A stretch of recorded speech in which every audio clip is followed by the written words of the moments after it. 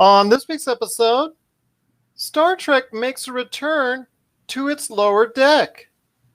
Marvel asks, Marvel asks a new question in What If? And are moviegoers ready for a free guy? All this and more as we reach our next stop. All this and more as we once again, all this and more as we reach our next stop, the PCC Multiverse. And we're back with another episode of the PCC Multiverse. This is Gerald Glassford from Pop Culture Cosmos, Game Source, Inside Sports Fantasy Football, and the Lakers Fast Break. We truly appreciate everyone out there listening to all of our shows. And if you can, please give us a 5-star review on Apple Podcasts.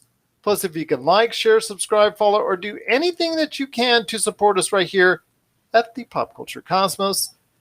The returning Inside Sports Fantasy Football, which we just posted our Season 3 premiere on the Pop Culture Cosmos channel, Game Source, and the Lakers Fast Break, it is sincerely appreciated. Well, stepping in today for Jamie Monroy, he is back again. He is the mastermind behind Honeyqueen. You got to go ahead and check out what he's doing today at Honeyqueen on Facebook. It is my good friend indeed. It is the mystery man himself, Noah and Fine. Noah, thanks for coming in on such short notice. It is sincerely appreciated. My pleasure. But that countdown clock with Restream, I felt like either I had 29 seconds to give the bonus round question answer, or I don't know, there's something suspenseful coming up, like a bomb was about to go off or something. Well, funny you should mention that, because on the back end of the show, we'll be talking about a show that actually does utilize a bonus round in Jeopardy. We'll talk about the decision that was finally made with Jeopardy on its future of the host. And we'll talk about that on the back end of the program. Plus, also as well today, we're going to be talking about Star Trek Lower Deck Season 2, which premieres now. You can see it right now, available on Paramount Plus. We'll be reviewing, with some spoilers added, What If Episode 1. We're going to be talking a little bit about my time with the Back 4 Blood beta, and if it is truly a successor to Left 4 Dead 2. And also I mentioned, of course, Jeopardy Don't Breathe. Don't Breathe 2 is coming out this weekend to the box office, so we're going to talk about that, and a major movie change by a few weeks because of what's going on with the coronavirus. That we're going to talk about on the show as well. But first, my friend, Ryan Reynolds is back on the big screen. His last movie was The Hitman's Wife, Bodyguard. But this movie coming around is something that is, I think, going to, well, if all holds well, and maybe we can go ahead and talk about that on the show, is Free Guy, which places him as an NPC that suddenly becomes very smart about the world, the game world around him. So I want to hear your thoughts. Free Guy is hitting theaters. It is not a day and date with Disney Plus or Hulu, which is something that Disney made in advance and decided not to go ahead and make a day and date anywhere else. It is a day and date only to theaters. I want to hear your thoughts on now a movie that we've talked about on this show for over a year now, seemingly. It is Free Guy. Yeah, this is it's Ryan Reynolds, so you have me right there. But what I think was also going to make this work is that it almost is up there with the Lego Movie and Wreck-It Ralph, where you have a character that's in a fictional world but wants to be or do something else and go against the status quo. But what makes this interesting is, as you said, he's an NPC character in a video game. And he now realizes he's part of a video game. And he still wants to be... It's still Ryan Reynolds as Ryan Reynolds playing Ryan Reynolds. I'm for this. I'm not upset that it's not going to be on Disney Plus for $30 or Hulu. To go out to the theaters for this, I would almost say no, but for Ryan Reynolds, it's a shut up and take my money ordeal. I think he's very quick-witted. I loved him in everything that he's been in. I think one of his best movies, in all honesty, was Just Friends. He was really natural in that. I think that's out of all the Ryan Reynolds movies. I mean, I know people enjoy him now in Deadpool, but I think Just Friends is a very underrated comedy that he was in, and I believe that is on Hulu, of all things. So, yeah, this is a movie that if we have a chance, I do want to see if we can review in the next couple of days.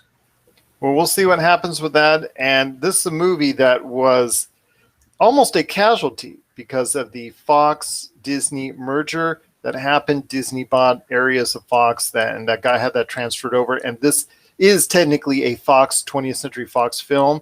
It's one of the last that they have, or currently that they have in the vault right there. So it's something that has been sitting on the shelf for quite some time. I do like the fact that Ryan Reynolds was given a little bit of leeway in regards to how to promote it, which, again, if you saw out there, there were previews and things of that nature, interviews, and the way he was able to go ahead as Deadpool, go ahead and promote this film. In fact, there was one with Taika Waititi's Korg, which is actually, if you think about it, technically Deadpool's first entrance into the canonized MCU. Technically, that's what they're saying, but Marvel went ahead and approved it. Disney went ahead and approved it.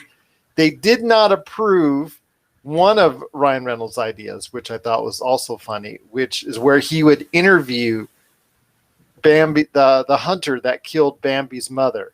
And I think that was probably a best decision that was made right there. Although I know that it would have gone very dark and very humorous real quickly with Ryan Reynolds, him interviewing and actually turning on the side of the hunter and being on his side. I think was the way he categorized it. But yeah, Disney kind of nixed that. But Free Guy is an adventure in the video game realm. It's a fictionalized video game that's being run by Taika Waititi that he created, or at least this company that's running it. And in this movie, he goes ahead and just becomes aware of his surroundings with the help of a character, a player that is in the game that's played by a real person in real life that he falls for in the game. So I want to hear your thoughts, man. And as we close out to the other big movie that's coming out this weekend, I want to hear your thoughts on how you think Free Guy will do, because right now a lot of people are not thrilled about going back to the theater. We saw an initial jump with movies like Black Widow, F9, but the box office has not been able to sustain itself. Even the great reviews by you, myself, and critical applause all over the place for the Suicide Squad did not get everybody out to the theaters. In fact, it disappointed at a little over 25 million in its first weekend at the domestic box office here in the U.S. So I want to hear your thoughts on the prospects. This is not being weighed down by a day and date by a streaming service. Do you think this movie can make it on its own out in the theaters in the middle of a pandemic? Excellent question. Here's the thing. Ever since this movie came out, the internet exploded, and there's been nothing but positivity. There are some people out there that have some negative thoughts. They do want to go out to the theater. They do want to support this film. They don't want this franchise, or whatever you want to call it, to wither and die. There are people that did enjoy the story, the actors. They thought it was a lot tighter, a lot stronger. It's not. I think the problem is, if you talk about the media, I think because people are so concerned about what's going on with the virus that they're afraid on certain times that they want to go out and see this movie. I could go out and see it opening morning. I could see it later in the day. I think it's that they want to make sure that people are going in certain crowds. And I don't know if they're still separating the seats. I don't know if you can reserve a seat. I'm a little confused about that. But the bottom line is, upon my research, and I did do this research through Warner Brother executives, they have no plans on having this movie fizzle and fade away. They do have more plans. This is for Disney and Fox. Yes. Not Warner Brothers. Right. Well, I'm saying I don't think even Warner Brothers would do that either. I'm sure any of these these studios do not want anything to fizzle out. But I also feel that you really can't force anybody into the theaters either. It weighs on that people do want to still go for that movie-going experience, but there are concerns with the virus. I'm one of them because I'm susceptible to bad allergies and whooping coughs, so I have to be very careful. it's a it's not an easy answer. It's not. It's not, and I'm not trying to make it an easy answer because it's a question everybody needs to ask themselves about. Going and stepping back into the theaters. I did see, like I said before, I saw Black Widow in the theaters. We were okay with that, but the climate has changed since then, and right now, to me, I think it was a little bit of a faux pas that they didn't put it on Disney Plus. Although eventually, when it comes out in 45, 60 days, which is now the transition time for a movie that is not day and date, seems to be about 30 to 45 days. It looks like it may go towards Hulu, which I think is a mistake in and of itself, because Hulu has not progressed with an audience similar to what Disney Plus has. Disney Plus is 116 million strong as of what was just reported today by the head of Disney in its investors call for this period of time, for this previous quarter. So to me, getting this movie out there to the largest audience possible seems like a natural, but as you and I both know, Disney is very protective about what it puts on to the Disney Plus platform. Well, that's why I get confused, because I'm also seeing that in Ireland and in the UK, you're putting The Walking Dead on Disney Plus, and I don't know why. Is that Disney Plus or their version of the Star Network? Because the Star Network is something that's a conglomerate of all their stuff: ESPN, Hulu, Disney Plus. That's all under one network. It's pitched around the world in other locations outside the U.S., which to me is a big problem because I would love that concept. Here, they're trying in this country. They're just trying to pitch, hey, have ESPN Plus, have Hulu, and have Disney Plus all in one package, but we're not going to call it one thing. Just have the have a package for a bundle price.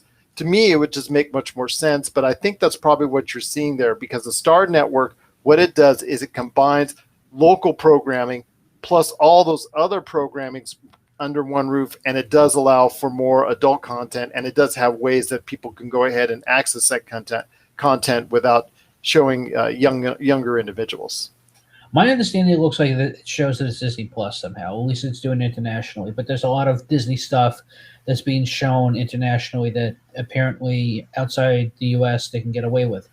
But my point being is that when it comes to any movie theater franchise or any studio that wants to release a film, because of this virus and because people are skeptical of going back to the theater, and now with the Delta virus, you know what? I remember reading, and I think we discussed this, I remember reading 15, 20 years ago that you were going to get to pay between $25 to $50 to see a new release on video on demand than going out to the theater. At this point, I mean, the last time I was at the theater, I saw Black Widow. And the theater was half full, and people really thought it was a disappointment for a lot of reasons. I think unless it's something that you really have to go and see, I don't know if many people want to see Free Guy Virus or not. Well, I think because of Ryan Reynolds, but they're going to say, but it's the virus. It's not really a major movie. And I feel that way too. My problem is it's not a huge blockbuster in IMAX. I'd rather wait to see this movie in theaters, but because we're going to review it, I do want to go out. So I have a devil and angel on my shoulders on this one. But when it comes down to the virus, is it going to kill the movie going experience? Yeah, I predict because of people being nervous, scared, worried, I think eventually it is going to be everything, VOD. And we'll talk about that on the back end of the show when it concerns a major movie that got bumped back due to coronavirus concerns with the Delta variant and all that. But yeah, I'm not looking forward to the numbers for Free Guy. In a normal environment, this is something that might have like a $40 or $50 million opening, but I have a feeling that it probably won't even do the numbers that Suicide Squad did last week. I would be very surprised if it did. I'm not putting it out of the realm of possibility, but I don't think, even with the fact that you can go ahead and it's the only way to see it is on the theaters, I don't think it's going to make a huge impression just because everybody's fearful right now of the virus. And that also speaks well, or also speaks not so well, of another movie that's coming out, and that's Don't Breathe 2 with one of my favorite actors, and the only reason I would ever see Avatar again, Stephen Lang, who did a sensational performance in that movie and also the original Don't Breathe movie. That hits theaters this weekend. It is not garnering the same outstanding reviews that the first movie did because, it's a sequel and it's very hard to go ahead and recapture that same type of horror magic in this case as its predecessor. So your thoughts on this? I mean, you're a guy I always bring in every year for horror movies, and the Don't Breathe series, I don't know if you can categorize it as a horror, if you should categorize it as a horror, but still, the first one charmed a lot of audiences. The second one looks like it's not going to do as well, but that's a lower cost movie, so it's a lower risk for the studio. Well, that's also because that was a hidden gem. That was a diamond in the rough. I mean, you had 3 people that tried to break in, and the attacker turned the tables, and Predator became the prey, and that's what made it work so well. I don't want to be a wet blanket. I do want to think positive. I think it was a great concept. I really do. I think it was an awesome concept. Oh, and in Hollywood, when they have a great concept that does well financially, which those low-budget horror movies tend to do under normal circumstances, you got to make a sequel, man. Well, and that's the thing, though, because why am I not... It's such an original idea, but I did... I think the reason why Nightmare works so well and the reason why Friday the 13th works so well for me is because you had a group of kids that I really liked and was rooting for, and maybe I hit a wall here or there when they went down like a peg. And the fact that Freddy Krueger had a personality and Jason had creative ways on killing killing the campers. This was, what this reminds me of, in all honesty? Don't Breathe, I think, is more of elevated horror. I feel that it's not the jump scare, and it's definitely not the slasher. It's more of elevated. And if you like something like The Vitch, and you like something like The Lighthouse, Don't Breathe is definitely up there. Or I'm trying to think of that other one where the people were in the cabin, but there was something about the narrative. No, You're Next. That was it. You're Next. Okay. That's the one I was thinking of. I thought you were going to say the one with the house in the cabin, or of course, the famous one with Chris Hemsworth. That was completely Cabin in the different. Woods. Yeah, Cabin in the Woods. Yes. Cabin in the Woods. Yes. No, this Cabin in the Woods was paying homage to the 1980s horror films. No, Don't Breathe kind of reminds me a little bit of You're Next, and the 2 elevated horror movies I discussed. I'm rooting for it, but it's not making me I mean, on the other hand, you know what? I'm a gambler because I complained about the sequel to Ouija, and I actually enjoyed the sequel to Ouija. So stranger things have happened. I don't know if I'm going to review it with you right now. Maybe we may save it for October down the road. Yeah. But would I go out and see? You see, here's the thing, though, and that's an excellent question. Would I go and see it because I am a vlogger and podcaster, or would I go see it because I'm a fan of the genre? And that's a tough one, virus or not, And I would say, again, when it comes to sequels to horror films, sometimes they surprise me and sometimes they have to make a quick buck. And this is going to be an interesting one because, again, I could go back and say, the Ouija sequel did well, and I think that came out of nowhere, and it was an original. So if that could work, maybe it could work for Don't Breathe too. Stranger things have happened. Stranger things have happened indeed, but it definitely sounds like that although the first one was done for artistic and creative reasons with a great concept, the second one, it looks like it's just after a quick buck. But I'll tell you what, my friend, I'm not expecting big numbers from it as well. I think this is because right now what's going on with the coronavirus, it's going to scare a lot of people away. Sorry, pardon the pun, but what are your thoughts out there on Free Guy and also as well Don't Breathe 2? Are you going to go and head out to the theaters this weekend to go ahead and check out one or both of these movies? We'd love to hear your thoughts. popculturecosmos@yahoo.com. Well, my friend, there's still much more to talk about on this week's program, including the return of one of the best shows that's out there, I think, right now, as far as animated is concerned, that's not named Rick or Morty or South Park. it is Star Trek Lower Decks, a show which for me was a really smooth burn, and it took a couple episodes, but I really got into season 1, something I highly recommend, and one of the best reasons that's out there to go ahead and check out Paramount Plus. That has returned for season 2 on Paramount Plus. I'm looking forward to catching the episode this weekend and making sure that I go ahead and check that out. Your thoughts on Star Trek Lower Decks? It is something that not everybody has caught as far as it's concerned, because the Star Trek IP, because it's now isolated in this Paramount Plus, which is not as large as the other streaming outlets, it really doesn't get all the notoriety that it should. But I definitely think it should. Discovery has been a big hit for a lot of people for Paramount Plus, even though it still has had issues transitioning over when it's been shown on primetime on broadcast networks. It is still a very good show. Star Trek Picard is Star Trek Picard. It's out there. I had a lukewarm reaction to it. I still am looking forward to seeing how Q can go ahead and become part of that universe in season 2 for that show. There are two other shows that are on the way, one for Nickelodeon and then one for also as well for Paramount Plus, that's going to extend the live action universe even more, and also the animated version for kids out there as well. But your thoughts on this fledgling outling, this initial outing for Star Trek's Lower Decks? Did you get a chance to check out season 1, and what are your hopes are for season 2?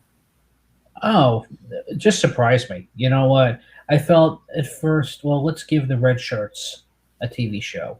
And then we're just going to give, as again, Lower Decks. They're going to give all the lower-ranking officers who do all the grunge work in the USS Enterprise a show. And you know what? I'm smiling. See? I'm happy. Well, we got Jerry O'Connell, first of all, which I think is a very underrated actor. You got Jack Quaid, who does a great job with The Boys. You know, and Fred Tasticore, who for a while I think he still is the voice of Fred Flintstone. Well, he took over a few years ago. He's done a lot of voices. I think he's the current voice of Fred Flintstone. But still, I mean, that's a great cast right there for you. Yeah. I'm saying, but Fred Tasticore to me is kind of like my Frank Welker or my Kevin Michael Richardson, a very talented man. And again, what am I expecting in season 2? Surprised me. I mean, look, Rick and Morty, I know you're not a huge fan of. I'm not going to say them's fighting words. I still enjoy the show. I think Rick and Morty is fine. I have no problems with it. I enjoy it. Oh, you do? I never said anything about that. I said it's good. I said it's I've enjoyed it.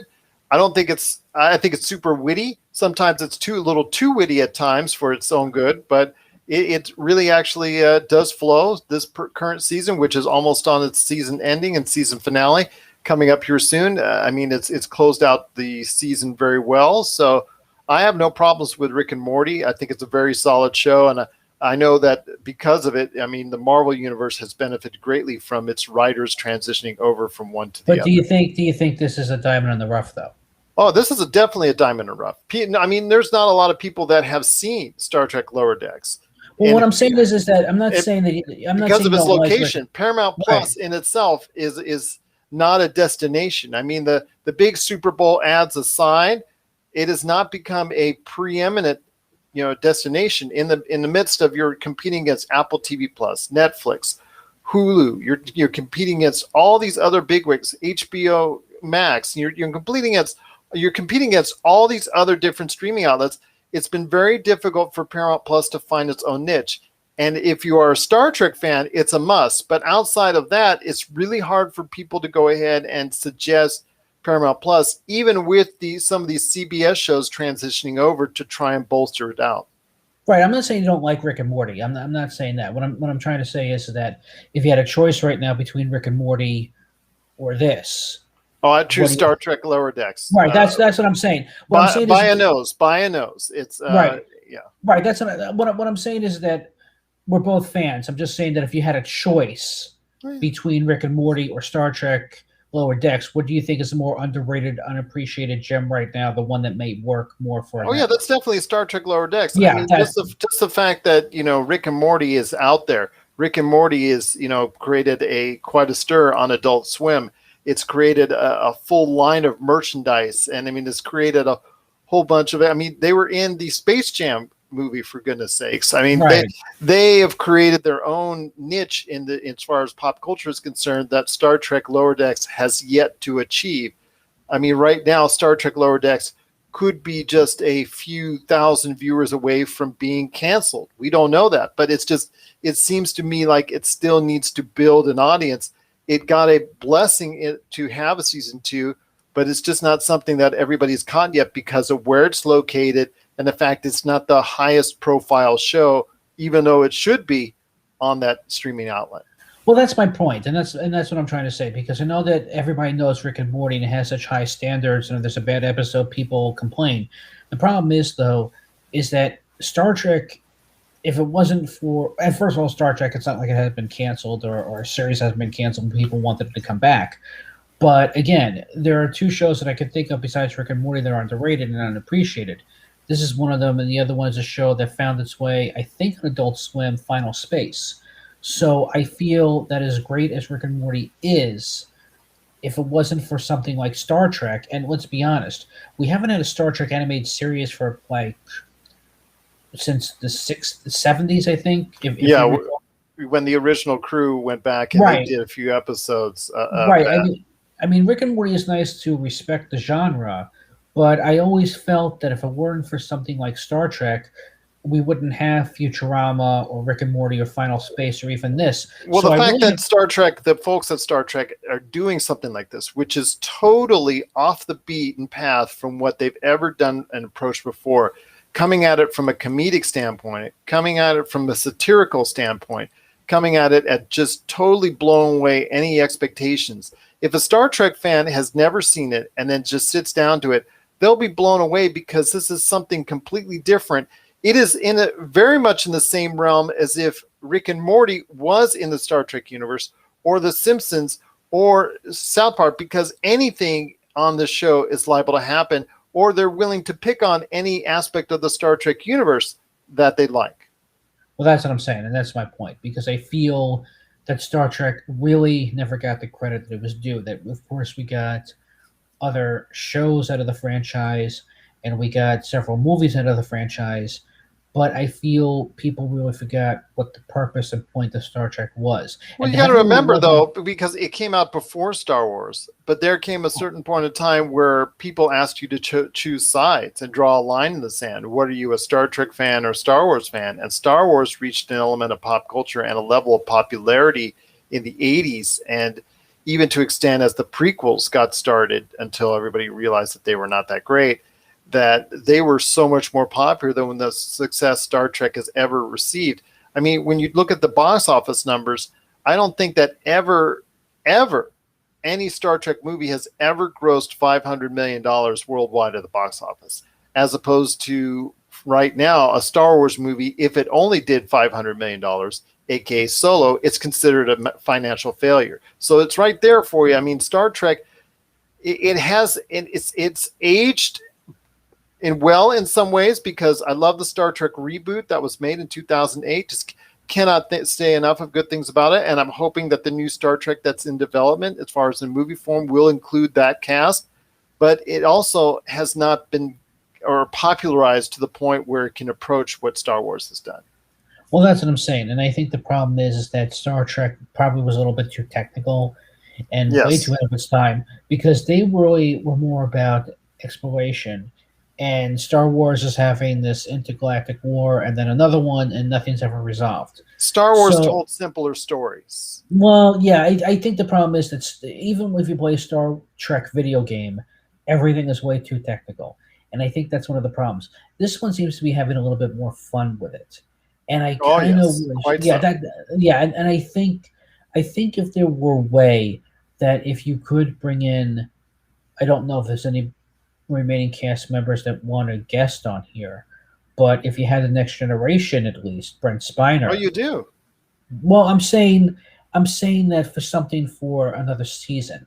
I'm Well, not just saying. you do have number one, and you have Deanna Troy. They're both included in as far as Star Trek Lower Decks are concerned. I would just like to see a little more. In other words, I would Okay. really like to see. I would like to see like.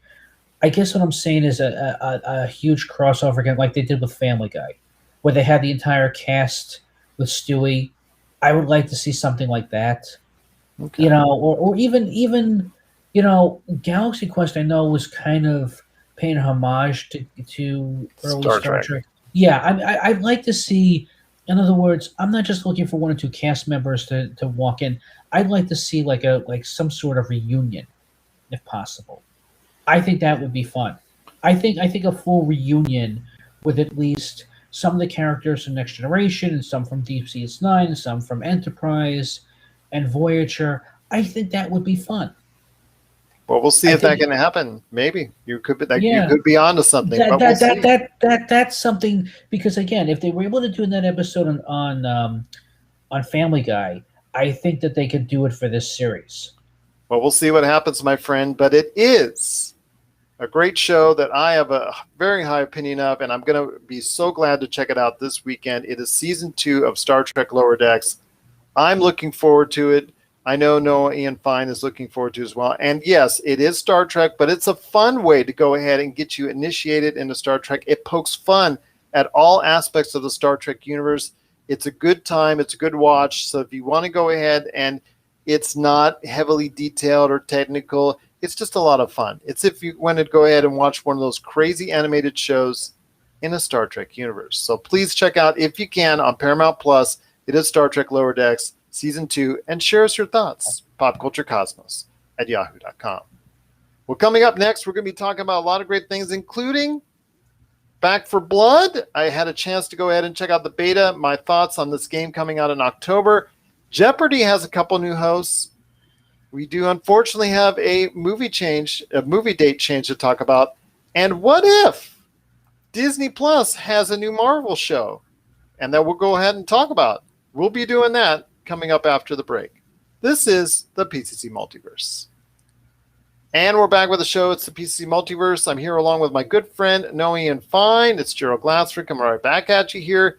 Noah, before we hit you up on What If, I want to hear your thoughts on the latest movie date change, which is not only affecting one, but two movies, at least so far, as we report this, and that Sony moved the latest Venom movie, Let There Be Carnage, that is being changed from a late September release to a mid-October release, I think, right now. So right now, because of what's going on with the virus, so right now it's October 15th, and off the schedule is Transylvania 4. That's been placed off the schedule for now because it was supposed to be a Halloween movie, and now those kind of movies are really not going to be gelling well in the middle of a pandemic. But I want to hear your thoughts on Marvel Let There Be Venom. It's moved slightly. Do you expect it to move back even more? Actually, it's Let There Be Carnage. Let There Be Carnage. I'm sorry. Yeah. Or Let There Be Woody Harrelson. Well, let there actually be a movie in a movie theater on time. I don't think this would have worked as a September release. An October release maybe makes more sense because technically with Venom and Carnage, it would give more to the Halloween feel, I suppose.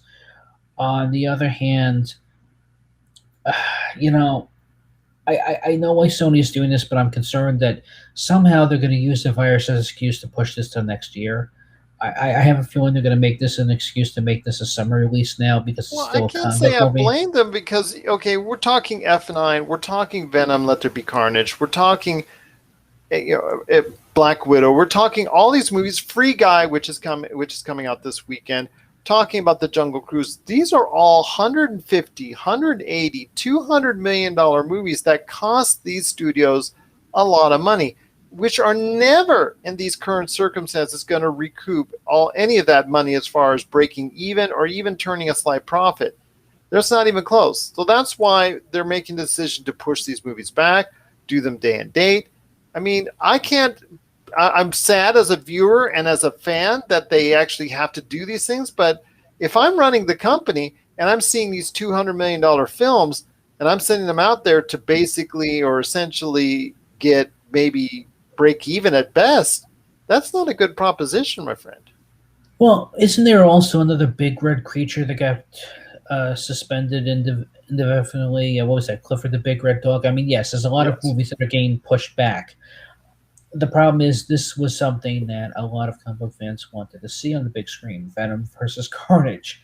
Well, right now they still can. I mean, as of right. now, still in But for now, mid-October. you know what? It's not bad because if it does come out in October, it'll feel like when was the last time we really got a good horror film in October?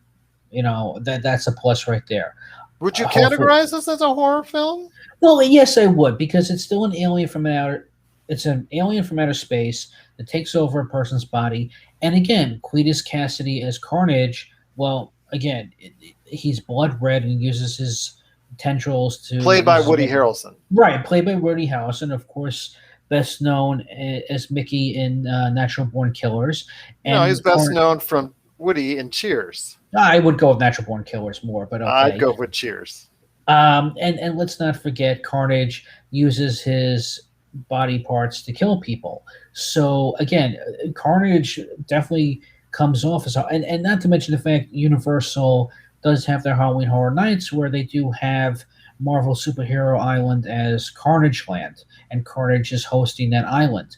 So on a technicality, could this be a horror film? I've seen the trailer. They tried to make it like a haramity, so that wouldn't be a bad thing either. I don't. It feels more of an October movie anyway. I'm rolling the dice. I'm placing my bets. I'm not going to be surprised if Sony turns around and says, "Okay, it's going to be a February or March release of 2022." But again, I digress. If it gets pushed back because of the Delta virus, understandable. This is a big budget film. I mean, these are two very important IPs that are going to be on the big screen battling for the first time in live action. And we have two great actors. You have Tom Hardy and you have Woody Harrelson. And I think this is a surprise that they're going to have another symbiote character that I'm going to keep my mouth shut because, well, it's a Scream. So I feel with all this, I'm not blaming Sony. And unless there's a subscription service or whatever the case may be that Sony wants to find a way that shelling out $30 to watch at home. But again, I don't know if you can recoup those losses. So again, this is going to be a gigantic gamble and a loss because I'm sure that if the virus wasn't around, this would definitely make a profit. Now, you're right. It's not a good time to be a studio executive. I'll agree with you on that one.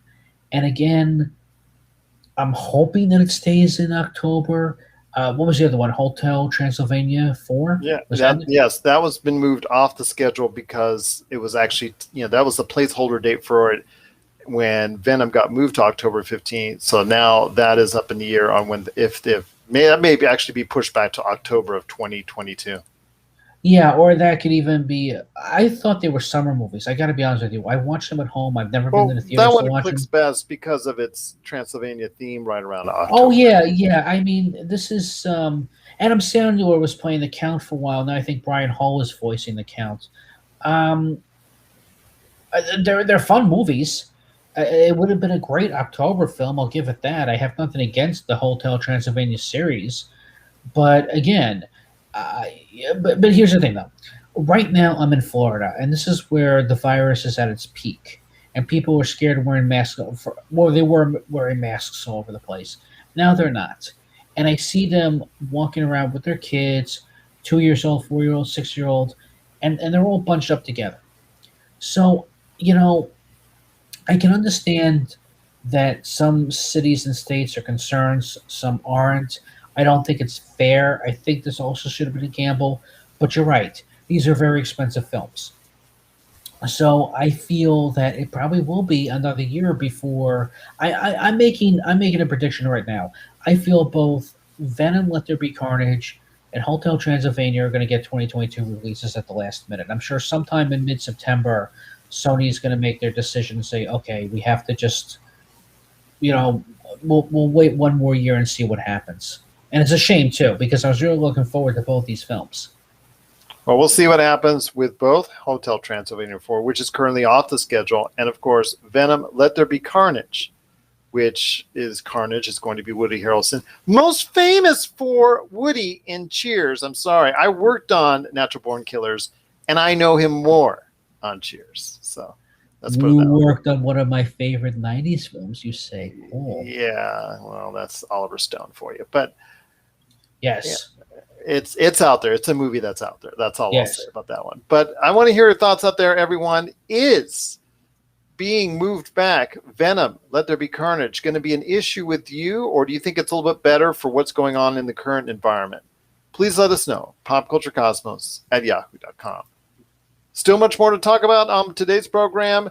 Before we get into a what if review from you and also me and our thoughts on the first episode with Captain Carter in playing the role on what if Captain Agent Carter became the next Captain Carter. So we'll talk about that here in a minute. But first off, I did have a chance this past weekend.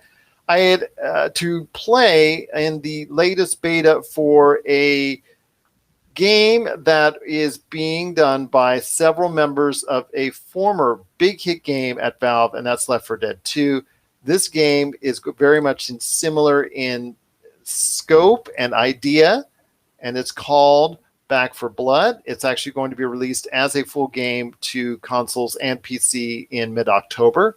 Pardon the irony from the last subject we talked about, but it came out with an open beta, and actually we'll have another open beta for PC and stream this weekend as we're speaking.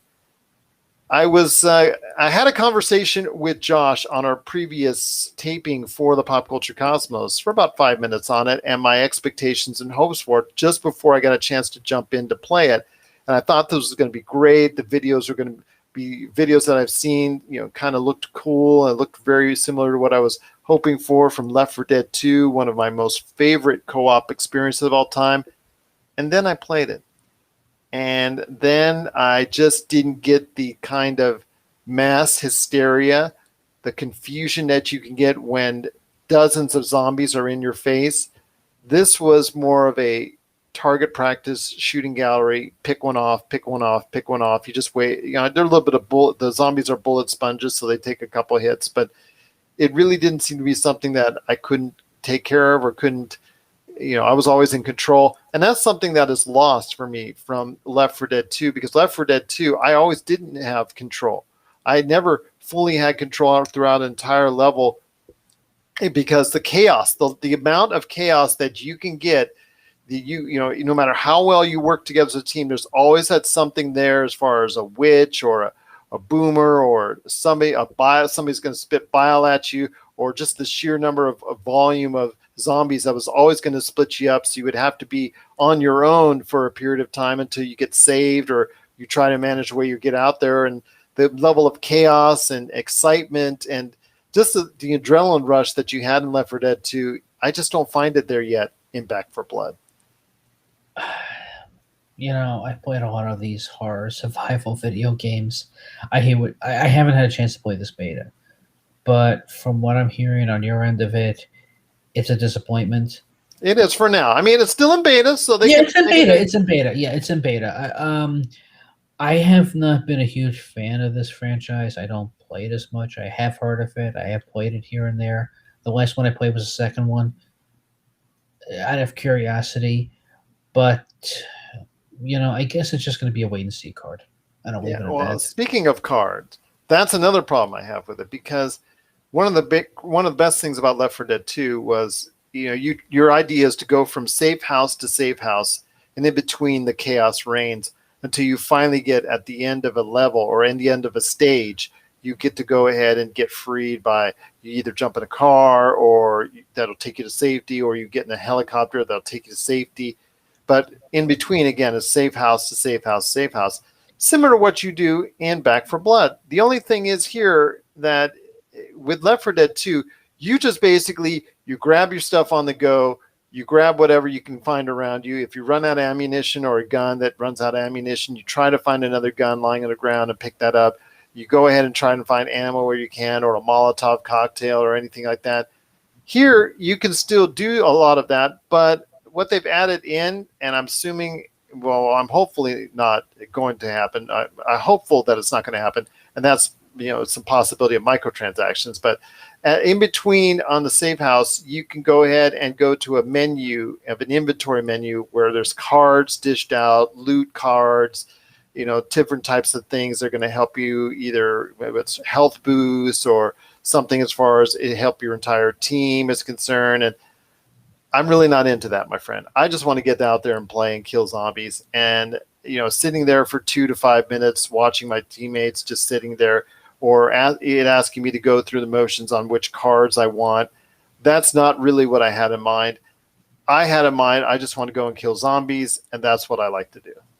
Yeah, I think with all these games right now, it's all about cards or building or even... It seems like a setup for something that's going to include microtransactions. I hope I am wrong when the final game comes out, but it seems like it's heading in that direction. Yeah, I think it's time just to pull the plug on this. It may have a pulse, it may not. It may rise from the grave, who knows? Who knows, indeed. Pardon the puns that Noah's been dishing out. But I want to hear your thoughts out there. If you got a chance to go ahead and play the Back 4 Blood beta, again, it was not as fast-paced, not as chaotic, and with the cards that were included, not quite as involving. It takes you literally out of the game from time to time, which is kind of disappointing. But I want to hear your thoughts on your time, if you got a chance to, for Back 4 Blood, and if you're still excited for Turtle Rock's upcoming game. Turtle Rock is famous again. A lot of the individuals there were responsible for creating one of the most awesome co-op shooters that's out there, Left 4 Dead 2. They're trying to go ahead and revive a lot of that with Back 4 Blood. This game will be coming out in its full version in mid-October. Right now, it's scheduled to anyways. So we'll see what happens with that. But I want to hear your thoughts out there. If you had some time at the beta and your thoughts overall initially on Back 4 Blood, please let us know. popculturecosmos@yahoo.com. Well, my friend, before we head on out, what if episode 1 debuted this week on Disney Plus? I already saw your social media, so I have a good general idea on mine on what you thought of it. But I want to hear your thoughts initially. If you can go ahead and tell everybody out there. I know what you thought of What If, but as this one, and we are going to go into spoilers, and it is about what if Agent Carter from the TV series and also the original Captain America movie, what if she actually headed into, due to circumstances, to get the super serum and became Captain Carter? Exactly. You see, again, there's the devil and angel on my shoulder. One of them is telling me that if only we get Fantasia 2020-21 with the score alone and not talking, this segment alone, this would be a 30-minute Fantasia segment. Another one is telling me that when I see Captain Carter's smirk, that I'm waiting for the transition to a 1980s toy commercial where kids are playing her action figure. I really, really wanted to get into the Agent Carter show on ABC. I think that Peggy Carter, like Black Widow, deserved better, as well as the actor. Season 1 was good. Season 2, when they went to Hollywood, was very disappointing. Well, exactly, because I feel that if they bring it onto Disney Plus, that it probably would get a better chance. That said, I did like the fact that Peggy Carter, okay, we get to see her as Captain America. It's Captain Carter. You're right. Captain Carter. Yeah, not even Captain Britain. Captain Carter. You're right, Captain Carter, if you please. Fair enough. And we get to see the Hydra Smasher, or an early version of War Machine or Iron Man, take your pick.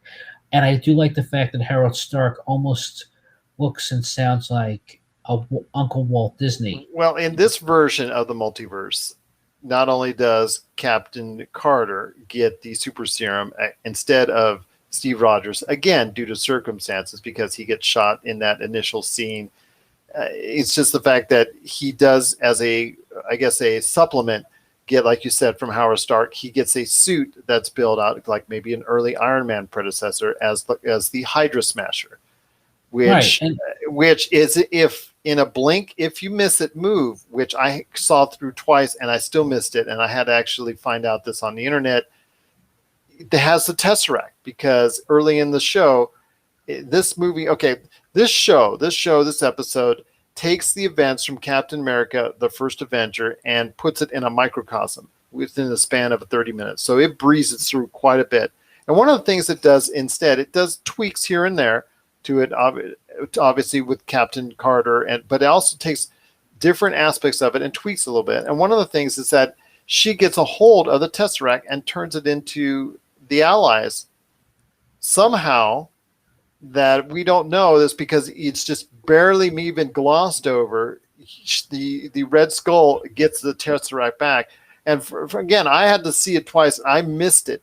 And it isn't until it's shown out to me or I caught it on the internet that the suit that Howard Stark made for Steve Rogers, the scrawny, small Steve Rogers, before he had ever have gotten the super serum, which he doesn't get in this multiverse.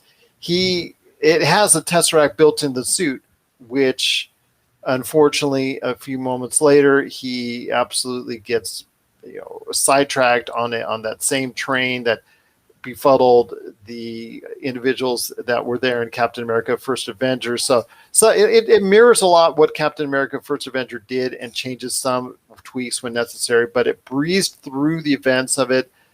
For me, I have a problem with that because, again, if you didn't know the Tesseract, was in that suit, you would have never known that the Tesseract was gotten back. You would be asking yourself, like I did, how did the Red Skull get the Tesseract back? And then it all leads to a big, a big cataclysmic scene at the end with Captain Carter battling a Hydra type tentacle steel coming from. You know who she battled? She battled Shuma Gorath. And that is a Doctor Strange villain. He was also in the Marvel superhero games in the arcade and PlayStation 1. He was also in Marvel vs. Capcom. This is one of the...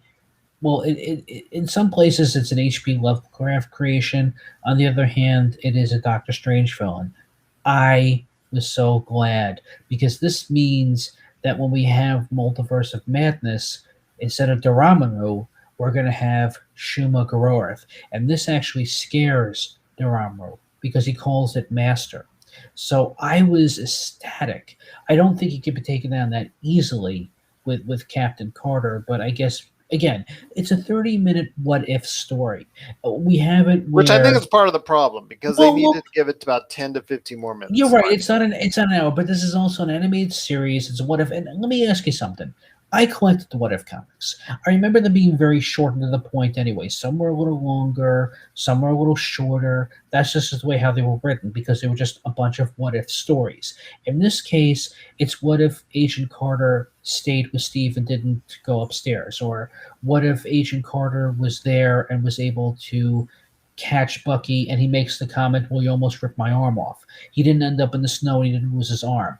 These are just he didn't become the Winter Soldier. Right, he didn't become the Winter Soldier, because it's all a bunch of what if. And that's what makes me happy. But again, they're not going to have the best pacing that they did for something like Loki or WandaVision, because this is an animated cartoon.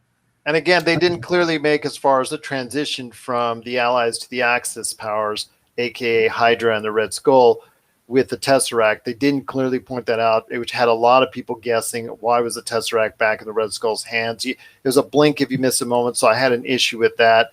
Plus, again, they just breezed through so much so quickly. I wish they would have had time to slow down and just tell a little bit more of the story. I would have liked to see more of the interaction between the Steve Rogers character, which was not voiced by Chris Evans, and Haley Atwell, who did end up voicing Captain Carter. Most of the voices from the Marvel Universe did do their respective characters. Toby Jones was in there for 10 seconds too, using his voice even. I thought that was really cool that such a small role, Toby Jones was still a part of it. But yeah, to me, it was, like I said, overall it was disappointing and not off to a great start. Captain Carter and Haley Atwell, for me, was the big highlight of it, and I thought she alone was pretty good on it. But otherwise, I thought there was the animation and the voice acting was hit and miss, and that, to me, ultimately makes it kind of a slow start and sluggish start for What If. I hear what you're saying, but again, this is also something like with 2016 Suicide Squad, that if you read the comics and know what these characters are all about, then they're just going to throw it in and not going to care about the pacing. I understand that's going to be the biggest problem. A lot of people complained about that. But my argument is going to be, unfortunately, A, it's a cartoon, and B, it's just Yeah, what but the if. thing And is, it's no. But the problem is, the producers have said this is now canon. So we will most likely be seeing in some movie down the road, Haley Atwell take up the role of Captain Carter in a live-action form. They have said that characters from this series, certain characters, not all these characters, but certain characters from these series will be utilized in a live-action form down the road. So that's something everybody has to now think I, about if they want to go ahead and watch this, because they have to now, because it's considered canon in the MCU. I understand it too, but again, I go back to what I said before. In a 30-minute cartoon, I'm sure they're going to find a way to flesh this out a little bit more in canon. But if they have more time with a 90 or 2 hour movie, that's going to be something different from a 30-minute cartoon. Again, if this was a 10-minute webisode from 15, 20 years ago, it would be even shorter and worse pacing. It doesn't bother me as much. I understand what people are complaining about. I get that. But I'm sure once we see Haley Atwell take up the shield in live action and we do go through the multiverse, I'm positively sure they will go back, whether it be a flashback or something, where we'll give it more time to breathe. And I consider this also a pilot. I really do. I'm sure we still have, what is it, 8 more episodes to go? I think these are 9 episodes. Yeah, I believe Yeah, so. yeah. I mean, let's be honest and fair. This is also the pilot episode, so I'm sure it's gonna get a little bit better pacing wise. Because I've seen the Marvel Zombie trailer for this, and I've seen T'Challa if he was going to be one of the Ravagers. So again, I'm sure that the episodes will get a little bit better in the weeks to come. Well, again, I'm hoping for the same thing as well.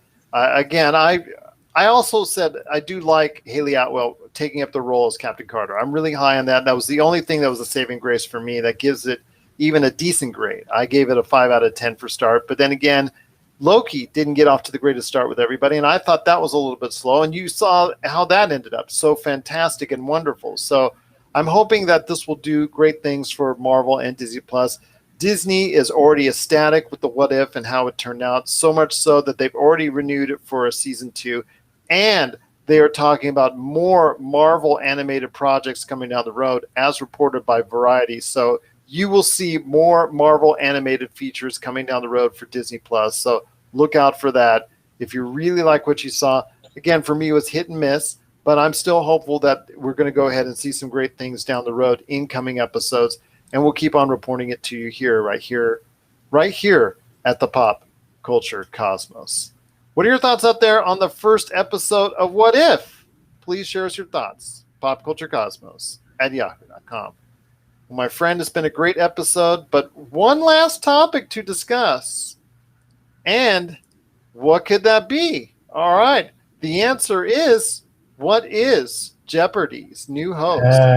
Or who are Jeopardy's new hosts? Because they did make the final announcement. We did talk about it on the Monday show, Josh and I, in regards to the possibilities. And at that time, it was going to be executive producer Mike Richards coming down off that, former game show host himself, and the controversy that was surrounding him, some of the things he said, did in the past have come up to, as far as his, also the work environment that he created. A lot of that has come into question. Well, they did announce officially that Mike Richards will be the day-to-day host of the Jeopardy experience, beginning with the season 38 premiere on September 13th. But they also announced for anything primetime, because they do a lot of primetime shows from now and then, because that's money, and that's also very much ratings that comes to Jeopardy. They also talked about a guest host that appeared for a while earlier this year, Mayim Bialik, who you know as Blossom, and you also know from The Big Bang Theory. She is also going to play host. She's also going to be the host on these primetime outings. So when it goes to primetime, it's going to be Mayim Bialik. And then, of course, when it goes to day-to-day, if you're watching the syndicated program, that's going to be Mike Richards. So I want to hear your thoughts, my friend, on this. This is a big decision. I mean, I will say right now, I'm not big on Mike Richards. I thought that decision was poor. Mayim Bialik, I think she's very solid. Her time, I got a chance to see footage of her in that role. Thought she was solid on it. Still, my favorite was LeVar Burton. Thought he should have been given that role. The public out there, the internet, it was just a happy marriage if he would have gotten it, because it's something he wanted, the internet wanted, and the people out there and the fans out there wanted, and they just didn't get it. But your thoughts on the new Jeopardy hosts?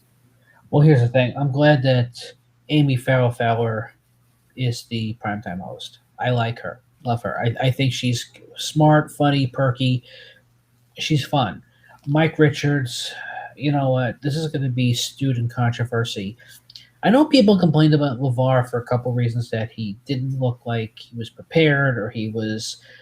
I thought he did good. I watched. Well, I'm just telling you what people had said on. Well, a lot of people were just all on social media were also praising him as well. Look, it was split down the middle with LeVar, okay? But here's the bottom line. Alex is always going to be irreplaceable. I know people will kind of hope. Yeah, I mean, come on. This is not going to be an easy decision. Even if we got Ken Jennings, even if we got Buzzy, it doesn't seem to matter. This is a very tough decision. But Mike Richards, really? No. I was not a fan of his as hosting. I'm not going to watch when he's on. If Mayim Bialik is on there, I will watch her. I'm sure people are going to protest because, you know, if you have a Twitter account, then you have the power. It's better than a Nielsen rating at this point.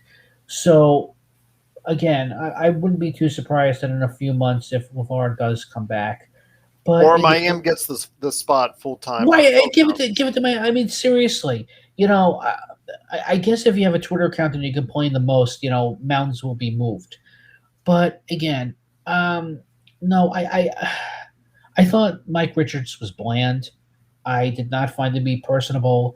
He didn't have the same personality as Alex. Well, he doesn't move the needle. He doesn't move the needle at all for the fans. But to be fair, again, when I watched the first couple of episodes when Alex was the host, it took a while for him to become Alex Trebek as well. But, you know, that was 30-somewhat years ago. It's hard now, and Alex is iconic, and it's really weird to watch the syndicated episodes on the weekend, on Saturday nights, where he's on there because they still have him on the syndicated episodes. So the more I think about it, I've watched Jeopardy out of curiosity after he passed away, but it's very hard to watch without him being on there. So, I mean, I remember that April Fool's joke where Patsy Jack took over as guest host one time. You know, and nobody. I still would have loved Will Ferrell to just put in there. A lot of people want, and I'm sure that if he wasn't busy, and I'm sure if he didn't have schedule conflicts, I'm sure he would have been on there. It would have been great, but I don't think it would have been appropriate for reasons. I don't know why, but you know. But I can tell you the real. This is a tough one. He loved his part. In fact, they appeared on a segment on SNL. I saw that. Yeah, I saw that he was on there. Yeah, he was a big fan of it. No, I know he was a, you know, but you know what? This is a tough one. I mean, what do you want me to say? Certain people should play certain, you know. I just don't think Mike Richards. I just don't think that Mike Richards is a good call. That's all. No, I don't. I think if we had to pick one, I'm sorry. I know I'm the odd man out on this one. I would have stayed with Mayim Bialik. I thought she was awesome in it, but again, was Mike Richards the worst? I thought Anderson Cooper wasn't that great either. But we can go on and on with this. Only time is going to tell, and it's going to tell in the ratings. But I always said that once Alex was gone, I wasn't going to watch anymore. And it's very hard to watch without him. Well, with Alex Trebek, I mean, it takes two individuals to go ahead and try and just even come close to being exactly. Well, let me ask you a question. I know this has nothing to do with anything, but again, when Patsy Jack had to take time off from Wheel of Fortune, Vanna White was hosting, and that was bizarre. Or when Bob Barker couldn't do Price is Right anymore, Drew Carey stepped in. Was it ever the same? No. But he still gets ratings, and he still does the show. I get that. I understand that. But, you know, unfortunately, maybe it's me. I'm just nostalgic. I mean, I'll you know, that. Well, the problem is now Drew Carey's been doing it so long, there's a generation of viewers that only know that Drew Carey does the Price is Right. Well, actually, you know what? Then I take that back then with Drew Carey, because he's been there for so long. You're right.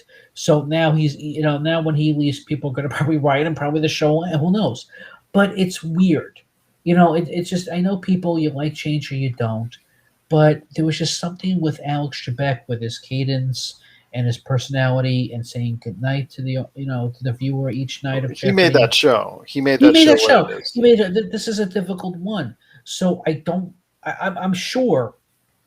I'm sure that if you give the people on Twitter enough time to rabble, uh, Mike Richards will probably be gone by. I'm sure he'll make a statement before the end of the year, and I think the only reason why Mia Balick is not permanent, I think she has another show right now on Fox that got a second season, and I think there's a scheduling conflict.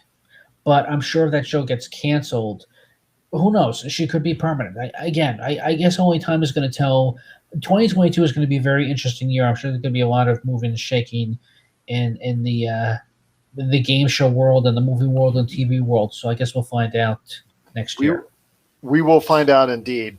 We will find out indeed. But what are your thoughts out there on the new Jeopardy hosts? Not one, but two, and Mike Richards, and also as well, Mayim Bialik, who you know from Blossom and The Big Bang Theory. Share us your thoughts on if you approve of one or both of these new Jeopardy hosts. Share us your thoughts. PopCultureCosmos@yahoo.com. Well, my friend, it's been a great episode. I cannot thank you enough for being part of it. As always, any last thoughts on the way out? Yes. Again, and I'm going to make this as clear again as humanly possible because I'm not putting words in anybody's mouths here. Rick and Morty, great show, but let's be honest and fair. It can't hold a candle to Star Trek for what Star Trek did all those years ago. So I feel that Star Trek Lower Decks is a very underrated show. As for that Left 4 Dead knockoff game, doesn't work for me. Left 4 Dead 2 will definitely be unique in some capacity. And let us not forget that What If, I feel, does have legs. And the fact that we got Sean McGurth as an appearance only makes me happy to see what they're going to do because you can tell that What If is laying the ground for none other than the multiverse. So I'm happy. I am definitely a happy Jew from Brooklyn to see what we're going to get next from. This is all leading up to Doctor Strange. You could tell, Yes. and I for one cannot wait for that. I can't wait for it. I can't wait for it either, my friend. So I'm looking forward to it, and I know you are as well. So for Noe and Fine, this is Gerald Glassford. It's another beautiful day in paradise right here in the PCC multiverse. We thank you for listening. And here's hoping you have yourself a great